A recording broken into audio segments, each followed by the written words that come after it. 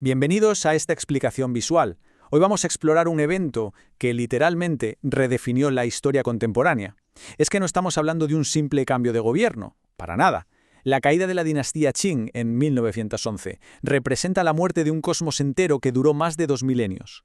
Es el colapso, casi de la noche a la mañana, del imperio ininterrumpido más longevo de la humanidad. Una estructura gigantesca que sostenía la vida, la cosmovisión y el orden diario de casi una cuarta parte de la población mundial de aquel entonces. Y aquí surge una pregunta monumental, casi inevitable. ¿Qué pasa exactamente cuando muere un imperio milenario? ¿Cómo se reorganiza toda una civilización cuando su núcleo absoluto simplemente desaparece? Antes de sumergirnos de lleno en este fascinante enigma, aprovecho para invitar a toda la audiencia a darle a me gusta, dejar un comentario con sus reflexiones, compartir este contenido y, por supuesto, darle a la campanita de notificaciones para no perderse futuros análisis. Bueno, vamos al lío. Para intentar comprender esta caótica transición, nos vamos a apoyar en 4 pilares clave. Primero, la tradición rígida. Segundo, la importación ideológica. Tercero, el colapso del derecho. Y cuarto, el vacío del alma. Arrancamos con el primer punto de nuestra lista, la tradición rígida, centrándonos en la emperatriz Cixi y en su inmovilismo fatal. Es fascinante y a la vez profundamente trágico ver este choque ineludible entre dos realidades que se volvieron incompatibles. Siguiendo la línea del analista Patricio Lons, por un lado teníamos el mundo de seda. Al perderse la operatividad de la ciudad prohibida, no solo cayó una administración burocrática, se perdió para siempre una estética inigualable, un ritual milenario, un universo totalmente hermético. Pero por otro lado, avanzaba como una pisonadora el mundo de acero, la modernidad occidental con sus cañoneras, sus ferrocarriles y sus implacables exigencias comerciales. Y aquí, la emperatriz viuda Cixi jugó un papel definitivo.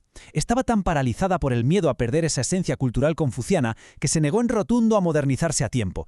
Fíjense hasta qué punto llegó esto, que es famosísima la anécdota de cómo desvió el dinero destinado a modernizar la Armada Imperial para construirse un inútil y hermoso barco de mármol en el Palacio de Verano. Paradójicamente, por aferrarse de esa manera tan rígida a su pasado de seda, la corte dejó a este inmenso imperio completamente obsoleto e indefenso frente al arrollador acero occidental. Pasamos al pilar número 2, la importación ideológica y el plan de Sun Yat-sen. Claro, tras un derrumbe de semejante magnitud, urgía construir un paradigma nuevo desde cero.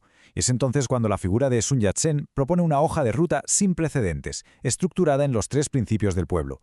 Primero, el nacionalismo, que era una idea loquísima y revolucionaria en aquel contexto, porque durante milenios ellos se veían a sí mismos como todo el cosmos conocido, no como una nación compitiendo en un mapa con otras potencias.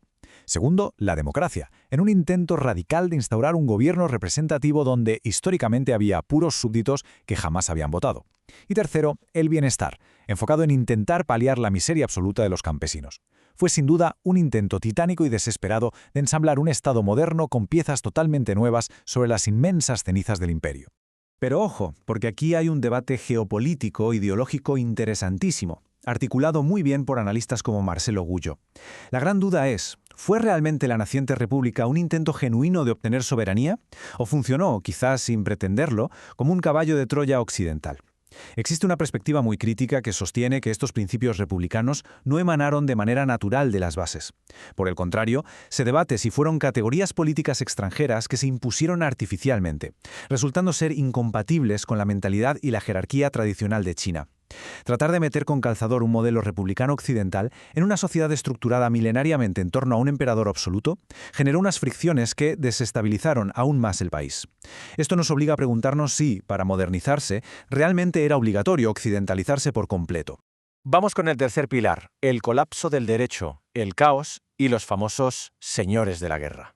A ver, hay que entender que un entramado de dimensiones continentales no se evapora mágicamente en un solo día de 1911.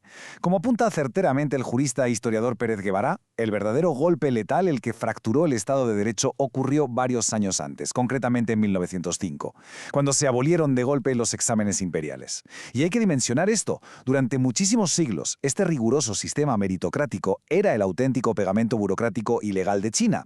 Era el contrato social, la única vía de ascenso y la forma de elegir a las mejores mentes para gobernar. Al destruir esa columna vertebral, sin poner nada sólido en su lugar, el colapso posterior de la dinastía era algo de manual, totalmente inevitable.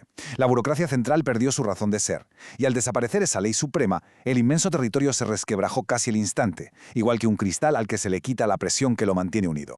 ¿Y cuál fue el resultado directo de este colapso legal a pie de calle? Pues el fatídico surgimiento de los señores de la guerra. Hablamos de líderes de distintas facciones militares que, al ver el tremendo vacío de poder en Pekín, se repartieron el país como si fuera un botín gigante. Pasaron a gobernar provincias inmensas como si fueran pequeños tiranos feudales, imponiendo sus propias leyes, sus propios impuestos y ejércitos. Este oscuro periodo nos deja una lección histórica implacable que sigue resonando con muchísima fuerza. Cuando el Estado y la ley central desaparecen en un país de ese tamaño, ese vacío no se llena con magia ni con libertad. Se llena con anarquía, con tiranía local y con un sufrimiento desgarrador para la población civil, que quedó atrapada en el fuego cruzado. Y llegamos así al cuarto y último pilar, la parte más filosófica de nuestro análisis, el vacío del alma y el fin del mandato del cielo.